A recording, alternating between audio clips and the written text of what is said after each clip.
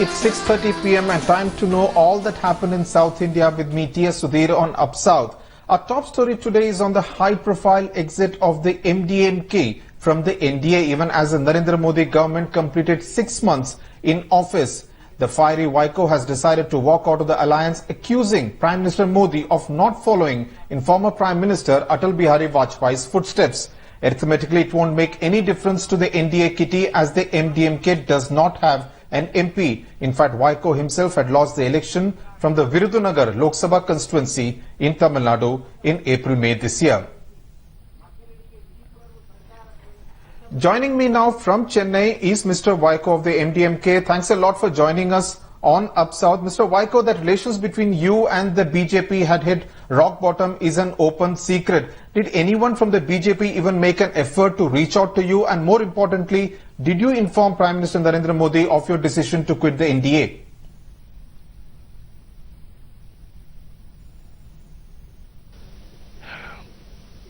But the statements I am making might have clearly indicated our viewpoint.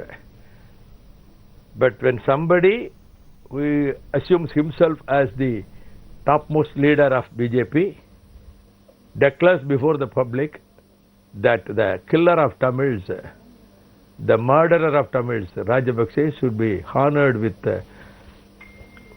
Bharat Ratna, that has hurt the sentiments and feelings of crores and crores of Tamils. But the party high command, neither Mr. Amit Shah nor the Honorable Prime Minister rebut that.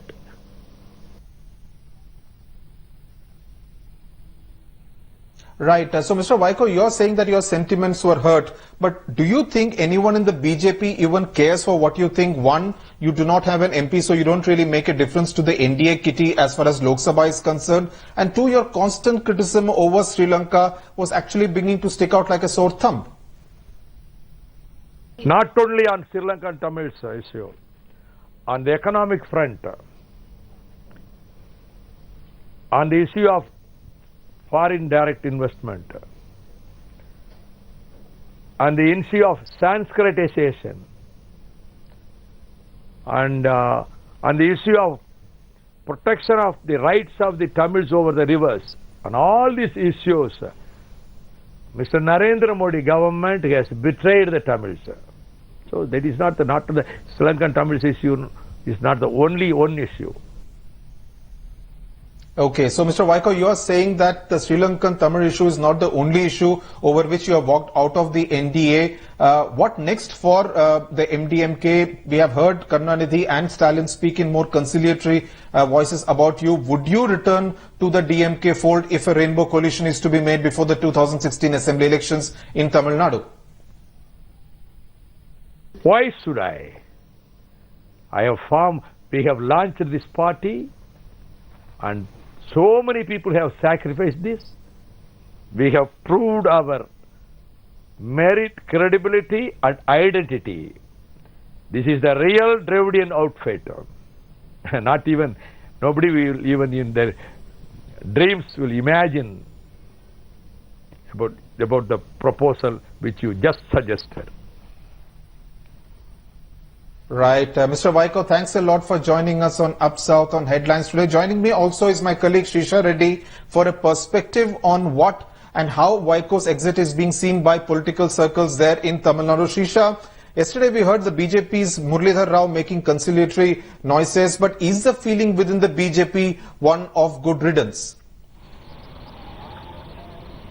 Well, exactly, Sudhir, because having seen what is happening in the past as far as Tamil Nadu is concerned, we did see there was war of words between H. Raja and MDMK chief Vaiko, and Vaiko has been criticizing Narendra Modi government for not doing enough for the Sri Lankan Tamils in Tamil Nadu, including the fishermen, and also called it a drama and the release of the 5 fishermen when the BJP was saying that the whole credit will come to their party. So that is one thing, and also a series of issues that BJP was not going along with MDMK's views, because to take on the platter. Both these parties, BJP and the MDMK, has different ideologies in the grassroots level. So having said that, yes, of course, Vaiko did say that the NDA government would follow Vajpayee. That is one of the reasons that why he stepped into the NDA alliance. But again, now seeing a series of things, BJP of course thinks that it's one thing that they have got rid of the MDMK, who have been criticizing Modi of several issues, including the recent Indian fishermen who were brought back to Tamil Nadu. Sudhir. Right, Shisha. Clearly, it was not a marriage that was designed to succeed in the first place. Thanks a lot for joining us there from Chennai.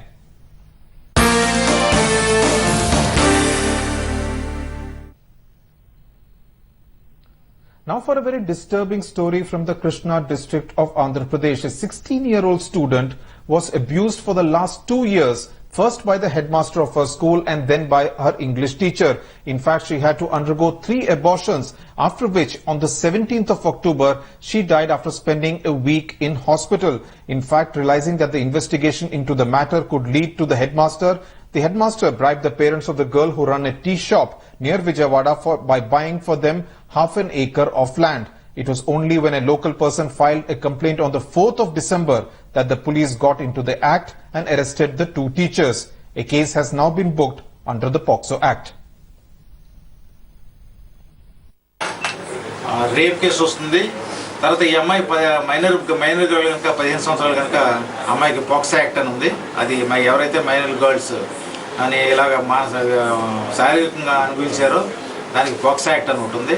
2012లో పెట్టింది. ఆ act ప్రకారంగా మా rape case కూడా 376 అని rape case, ఈ 2 సెక్షన్ల ప్రకారంగా దీంట్లో అరెస్ట్ చేసి కోర్టులో పెడుతున్నాం. Right. Joining me now from Hyderabad is Mamta Raghuveer, child rights activist, also member of the National Council for Protection of Child Rights. Ms. Raghuveer, what is most surprising is that this girl, even during those 2 years of abuse, never confided in her parents, her family members, her 2 siblings, any of her classmates or friends. Does this indicate extreme form of abuse and she was under a lot of duress? Yeah. One thing, Mr. Sudhir, I have seen that in this case particularly, I think most of the teachers in the school, they knew about this, because there was another case, I believe, in the same school, and there was a dharna happened recently. Also some sexual abuse was there, and somebody complained, and there was a dharna by the students' unions. But the local politicians helped the headmaster, and somehow they could subside it. So I think most of the people, that's why I feel that all the teachers in the school are also should be punished, because they must be knowing about this, and it's not easy for the principal to keep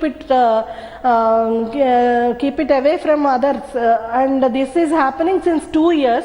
Other teacher is also involved, so there must be something going on, and even the hospital people or the nurses who helped in abortions, they must be knowing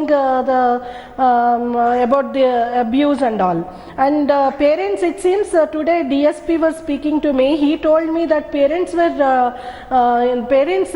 I believe we knew that principal was very fond of her and helping through her exams, right, and all, and helping her through her marks and all. That's all. They never knew that this fellow was using the girl for sexually, and he has got the abortions done. Right. Mr. Raghuveer, so shouldn't this be seen as a case of murder? Because these 2 teachers, the headmaster and the English teacher, have virtually pushed her to death. Yes, definitely it is a murder, and it's a very brutal murder, because the girl must have went through so much. Even her health must have been very problematic. Even the parents must have known about this, because she has been suffering with anemia and so many other problems since a long time, and she was not going to school properly, and she was having many problems, health problems and all. All this cannot be kept secret, and parents also must have known about this. That's why we have directed the police to investigate further and make it as they have even booked it under that section also, 306. So maybe we'll get some more evidences, because they have now only the medical evidences now. Right. Mamta Raghuveer, thanks a lot for joining us with that perspective from Hyderabad. A very disturbing story coming from the Krishna district of Andhra Pradesh.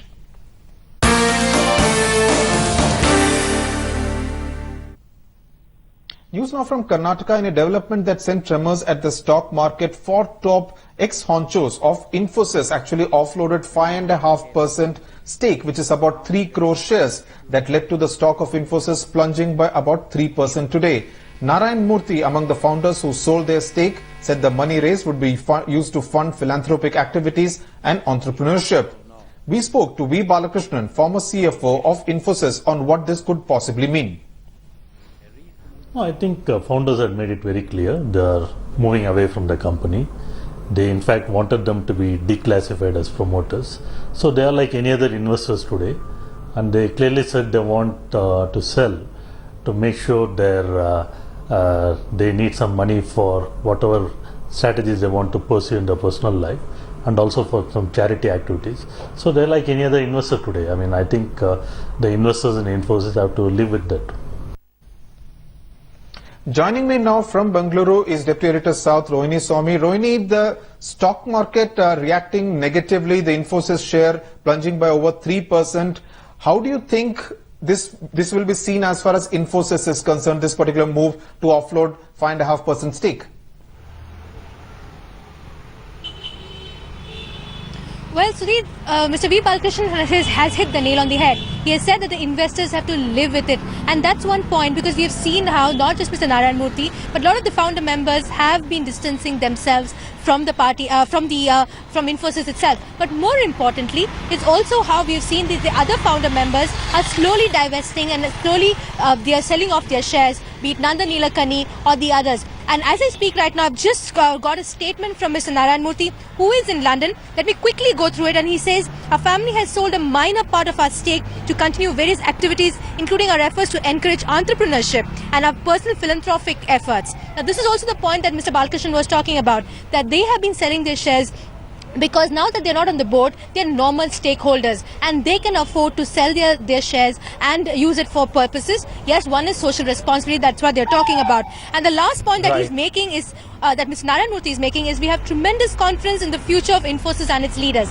This point he's making is about Mr. Vishal Sikka, because after he's been on the helm of Infosys, we've seen a lot of changes, and this is what we've largely seen now. This diversity of shares, selling of these shares, we're not sure how it's going to impact Infosys' image, but the stakeholders definitely are going to take the impact. Now, Rajnikant's Linga releases on his birthday, that is this Friday on the 12th of December. And starting today, we bring you stories on the different aspects of the superstar's larger-than-life, real-life persona. Our story today on how the bus conductor in Bengaluru made that journey from being a bus conductor to becoming the superstar in Kollywood.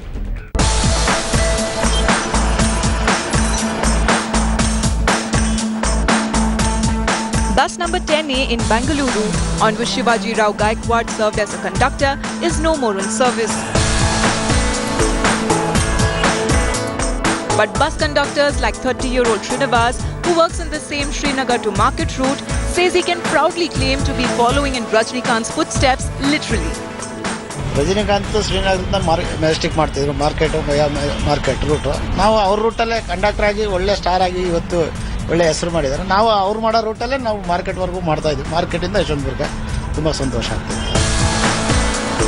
Mention Rajnikant, and old-time passengers and acquaintances are eager to share their tales. He was working with my father's brother. He was driver. He is a very good actor. But when I look up on him, he was a conductor. But God Christ, he was becoming an actor. I know about him. He is a well. Now,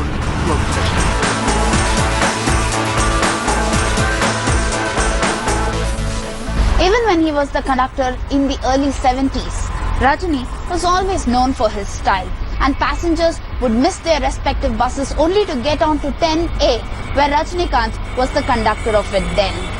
And now, the bus numbers may have changed, but still, those buses that ply from Srinagar to Majestic on the same route still are fondly known as the Rajni bus. Is a story best told by his first teacher at the acting school, S. Kopali.